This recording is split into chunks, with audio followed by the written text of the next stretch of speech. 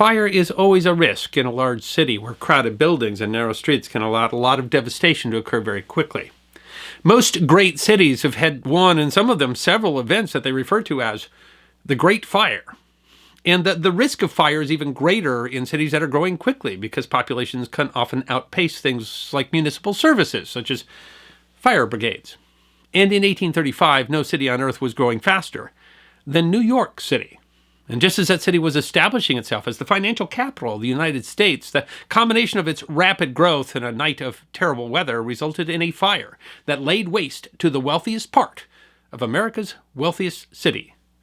As the New York Mercantile Advisor wrote, "There is a terrible calamity in New York. It is history that deserves to be remembered." New York experienced a period of massive growth in the early 19th century. Well, it had always been one of the largest cities in America. In the 18th century, New York was competing with cities like Philadelphia, Baltimore, and Boston as the commercial capital of the growing United States. But the tide had turned in New York's favor in the booming start of the 19th century. In 1807, inventor Robert Fulton, with the investment of Robert Livingston, a member of the committee that had written the Declaration of Independence, completed the North River Steamboat, the first commercially successful steamboat, running on what was then usually called New York's North River, but today generally called the Hudson River, between New York City and the state capital of Albany. The steamboat making the trip in 36 hours that would take a conventional sailing vessel as much as 4 days. In many ways, Fulton's steamboat transformed the world, but it certainly transformed New York, as historian Jane Sheehan wrote in 2010. As the North River Steamboat, later known as the Claremont, made its way up the Hudson on August 17, 1807, the Industrial Revolution picked up speed in the Hudson River Valley. The key turning point, however, came in a project in which Fulton, who served on the planning board, played an important role: the building of the Erie Canal. Opened in 1825, the canal connected Albany to Buffalo on Lake Erie, thus allowing a connection between the raw materials of the American Midwest to the port of New York. Moreover, a group of New York merchants established the first packet service, that is, regularly scheduled service carrying things like mail and newspapers as well as passengers, between the United States and Europe, starting in 1817. Originally called the Wright, Thompson, Marshall, and Thompson Line, the line would eventually be called the Blackball Line and operated between New York and Liverpool. A second packet service called the Red Star Line opened in 1835. New York became the nation's busiest harbor, the preferred city for trade with Europe, and the most common destination for growing European immigration. Annual European immigration to the United States more than doubled between 1820 and 1830, and that number would be tripled again by 1840. And the bulk of those immigrants came to the United States through New York Harbor. Between 1820 and 1830, the population of New York increased by nearly 60%, adding some 100,000 population. At around 250,000 population by 1835, the city of New York now had more population than the cities of Philadelphia and Baltimore combined, and all that population had a large impact on trade. In May of 1792, the Buttonwood Agreement, so named because the agreement was reportedly signed under a buttonwood tree on Wall Street, was signed by 24 New York leading merchants to establish rules for securities trading. In 1818, that organization was renamed the New York Stock and Exchange Board. Speculation in railroad stocks had greatly expanded the trading in securities, and compared to its peers in other cities, New York City hosted more major banks. One sign of the growing importance of the exchange was its location in New York's impressive Merchants Exchange Building, opened on Wall Street in Lower Manhattan in 1827. Designed in the Greek Revival style, the exchange had a marble facade and colonnaded cupola. In addition to the exchange, the building also housed a post office and the New York City Chamber of Commerce. This impressive building, where goods were auctioned, was a symbol of the growing financial power of the city. But not all the new buildings in the growing city were faced with marble. Much of the construction, even in Lower Manhattan, was made of wood. And the city was facing challenges of growth. For example, its water supply. The rivers in Manhattan are brackish, and the city derived its water from a number of cisterns, wells, and springs. The water supply was insufficient and many sources polluted. The city faced a significant cholera epidemic in 1832 due to its polluted water supply. In 1833, a survey was done to create a system bringing water in from upstate, but the project was years away. Likewise, city services had failed to keep up with the growth. While the city had had a fire department since 1648 and built its first fire station in 1736, in 1835 the department was not yet professionalized. The Denver Firefighters Museum blog noted in 2018, since the construction of the Erie Canal, nearly 145,000 people had flocked to New York City. However, the fire department had difficulty keeping up with the growing metropolis. In the same amount of time, it had hired only an additional 300 firefighters, bringing the total force of the Fire Department of New York to 1,500 firemen, 55 engines, 6 ladder companies, and 5 horse carts. A letter to the editor of the Evening Post opined, "It must have long been apparent that the organization of our fire department has only been suited to a community more contracted than ours." There were other factors contributing to the terrible events of December 16th. There were 2 other large fires on December 15th that destroyed 13 buildings and largely exhausted the volunteer firefighting force. The weather was particularly cold, as low as minus 17 degrees Fahrenheit, and the hoses, which had become wet fighting the fires the day before, had frozen solid, and the city's cisterns used to supply the fire department with water were depleted. The New York Evening Post wrote on December 17th, "The night of 16 December 1835 will long be memorable in the history of the city for the occurrence of one of the most destructive fires that ever desolated a great metropolis. The scene of devastation presented this morning beggars description." The Mercantile Advisor wrote that the fire broke out at number 25 Merchant Street, occupied by Crawford and Andrews. The street is narrow and built on both sides with high stores, principally occupied by dry goods jobbers and importers. The website Firehouse notes that the fire was first discovered just before 9 p.m. by an insurance company watchman named Peter Holmes, who found the whole interior of the building in flames from cellar to roof.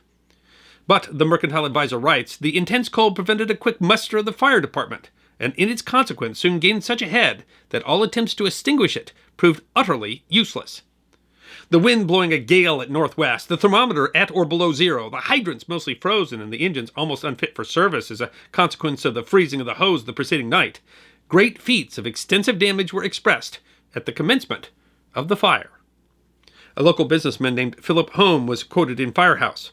"The fire exceeded all description. The progress of the flames, like flashes of lightning, communicated in every direction, and a few minutes sufficed to level the lofty edifices on every side." The Mercantile Advisor lamented, in the course of the first 20 minutes of the commencement of the fire, not only the building in which it originated, but the whole of both sides of the street to Pearl Street were in a blaze. Never was there a more rapid extension of the flames. The Advisor reported on the progress of the fire. By 11 p.m., the flames had already extended to Water Street, increasing in strength and violence, and now threatened the destruction of all property on Water, Front, and South Street, from Pearl Street to the river. And the scene of the destruction is sublime and awful. The Evening Post complimented the response by the already exhausted fire department. The firemen exerted themselves to the utmost. But what could be expected of them on such a merciless night as last night, with the thermometer but 3 degrees above zero and the water freezing in the solid mass the instant it fell? The cisterns drained, the firefighters tried to drop hoses in the river, but they were blown in the wind and the river frozen. Firefighters cut holes to get to the water, but the hoses froze in the holes, although the website of the History Channel notes that the river itself even burned at one point as turpentine leaked from storehouses onto the water, chased by fire. By 11 p.m., the Advisor wrote, "Never has such a conflagration been witnessed in this city. The amount of property destroyed must be many millions of dollars, and the engines can do nothing to stop the progress of the flames." Unable to fight the fires, building owners and firefighters moved what merchandise they could into the streets or to buildings like the Mercantile Exchange, thought to be fireproof. The Mercantile Advisor wrote, "It is impossible to calculate the amount of damage already sustained. Such goods as could be hastily saved are strewn in the streets." That, though, raised a new challenge, as the Long Island Star writes, "The most revolting circumstances attending this calamity was the infamous extent of plunder. Nearly 100 scoundrels were seized in the very act of stealing valuable articles, even when the alarm and danger were at the highest." By 11:30, the Advisor writes, "The flames are now raging in every direction from the place where they originated, and many immense stocks of goods are consumed. It is believed that more than 100 stores and warehouses, including many of the most valuable in the city, are already destroyed."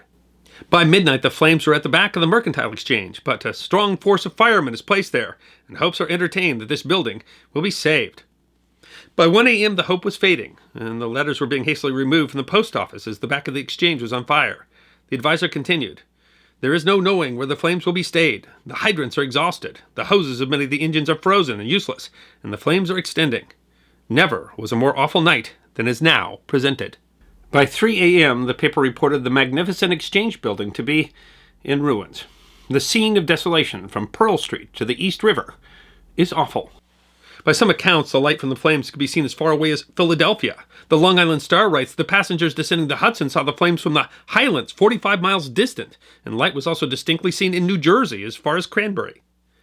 and the firefighting effort was still futile. The Courier and Inquirer wrote, "The exhaustion of the firemen from fatigue and cold is such that we venture to call upon the citizens to repair to the scene of the conflagration, to man the engines, and relieve each other." With little hope of fighting the fires, the best chance was to create a fire block by destroying buildings in front of it.